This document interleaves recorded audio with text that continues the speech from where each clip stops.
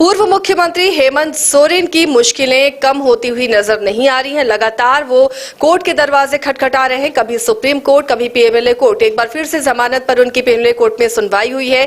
क्या कुछ कोर्ट में हुआ है? क्या इस बार उन्हें कोई राहत मिल सकती है? क्योंकि लगातार वो दायर कर रहे हैं याचिका कि उन्हें जेल से बाहर निकलने मिले। चूंकि आप भी समझ रहे होंगे कि चुनाव का ये मौसम है और ऐसे में जो जेएमएम का मुखिया या स्टार प्रचारक है वो जेल में है, तो और जब उनकी पत्नी गांडे विधानसभा से उपचुनाव लड़ रही हैं, ऐसे में जेल में हेमंत सोरेन है, तो ये छटपटाहट समझ में आती है कि वो निकलने के लिए लगातार कोशिशें कर रहे हैं, जमानत के लिए याचिकाएं दायर कर रहे हैं। आज भी पीएमएलए कोर्ट में सुनवाई हुई है, अब फैसला सुरक्षित रखा गया। क्या कुछ हुआ कोर्ट में समझेंगे हमारे सहयोगी नीरज से।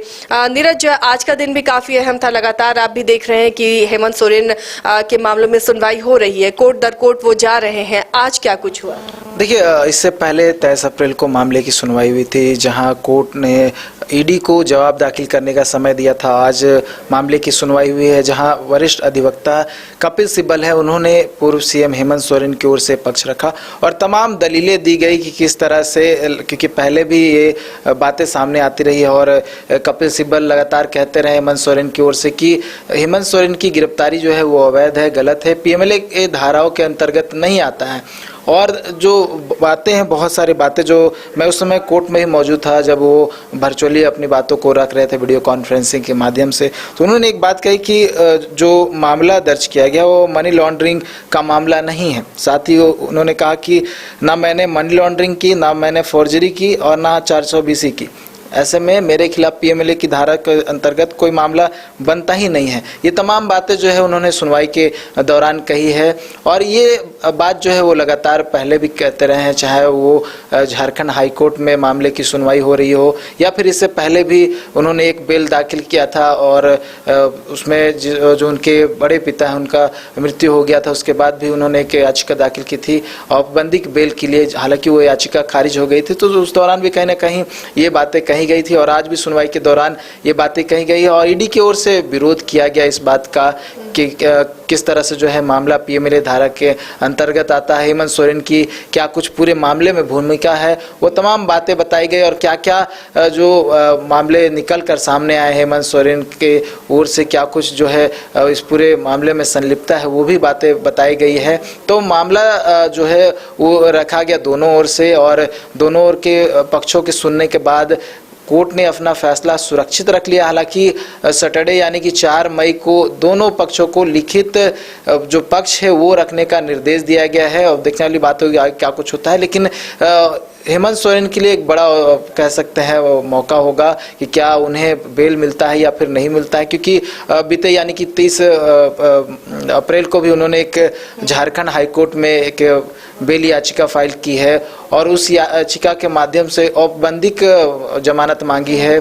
6 मई को उनके जो बड़े पिता हैं राधाराम सोरेन, उनकी जो कार्यक्रम है उसमें शामिल होना चाहते हैं क्योंकि उनकी मृत्यु हो गई है। ऐसे में अंतिम संस्कार का कार्यक्रम है उसमें वो शामिल होने की मांग की गई है। ऐसे में देखने वाली बात है झारखंड हाई कोर्ट में क्या कुछ होता है। लेकिन पीएमएलए कोर्ट में मामला है नीरज, कोर्ट को देखते रहे हैं आप, तो इस मामले में क्या जमानत मिलना वाकई इतना मुश्किल होता है? देखिए, अभी तक अमूमन देखा गया है कि जितने भी आरोपी पीएमएलए की धारा के अंतर्गत आए हैं, पीएमएलए कोर्ट से बेल उन्हें नहीं मिला है। ये हिस्ट्री अगर हम में जाए तो किसी भी आरोपी को पीएमएलए कोर्ट से बेल नहीं मिला है। हालांकि झारखंड हाई कोर्ट से मिला है, सुप्रीम कोर्ट से मिला है, लेकिन पीएमएलए कोर्ट से किसी को बेल नहीं मिला है। तो ये बड़ी चुनौती होगी हेमंत सोरेन के लिए कि हेमंत सोरेन ने क्या कुछ आधार रखा है और क्या उस आधार पर उन्हें बेल मिल पाएगा, क्योंकि जमीन घोटाले मामले में वो आरोपी हैं और इसी आरोप में वो जेल में भी बंद है। तो उन्हें इंतजार करना होगा कोर्ट के फैसले का। हालांकि 3 कोर्ट में उनका मामला जो है वो लंबित है और सुनवाई भी चल रही है। हालांकि एक कोर्ट में उनका फैसला सुरक्षित है और अब दूसरे कोर्ट में भी फैसला सुरक्षित हो गया है। तो इंतजार करना होगा हेमंत सोरेन को, क्योंकि हेमंत सोरेन ने ये कहा है कि चुनाव प्रचार नहीं कर पा रहे हैं। इस समय अगर जल्द इसको लेकर फैसला आता है तो कहीं ना कहीं राहत मिलेगी उनको, चाहे वो उनके पक्ष में हो या फिर नहीं हो। चलिए, तो अब इंतजार करना होगा हेमंत सोरेन को, उनके समर्थकों को, कि उन्हें फिर जमानत मिले, क्योंकि अब फैसले को सुरक्षित रखा गया है। उससे पहले लिखित दोनों पक्षों से मांगा है कोर्ट ने। उसके बाद ही निर्णय लिया जाएगा कि क्या हेमंत सोरेन बाहर निकल पाते हैं या फिर उन्हें कुछ दिन और जेल में गुजारना होगा, क्योंकि चुनाव का समय है। ऐसे में लगातार कोशिश हो रही है जेएमएम की भी, हेमंत सोरेन की भी, कि वो किसी तरह जमानत पर बाहर निकले और इसमें भागीदार बने, चूंकि जनप्रतिनिधि हैं वो। लेकिन देखना है कि अब उनके मामले में क्या फैसला आता है। आप बने रहिए न्यूज बायोस्कोप के साथ। फिलहाल इतना ही। कमाल करते हो जी, बच्चे घूमने की इतनी जिद कर रहे हैं और तुम हो कि तुम्हें फुर्सत ही नहीं मिल रही। अब इतनी गर्मी में जाए तो जाए कहाँ? इस गर्मी में मस्ती और फन का आ गया है परफेक्ट डेस्टिनेशन, वाइल्ड वादी, जहाँ है water park, bird park, flower park, trampoline park, amusement park, 250 feet लंबा, जिप लाइन और क्रिकेट स्टिमुलेशन का खूबसूरत नजारा। वाइल्ड वादी, 10 माइल चौक, रांची। वाइल्ड वादी यानी अनलिमिटेड फन और अनलिमिटेड मस्ती।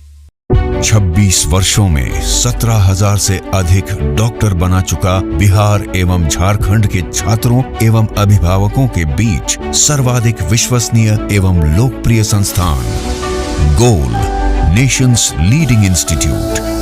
हमारा विश्वास गोल के साथ।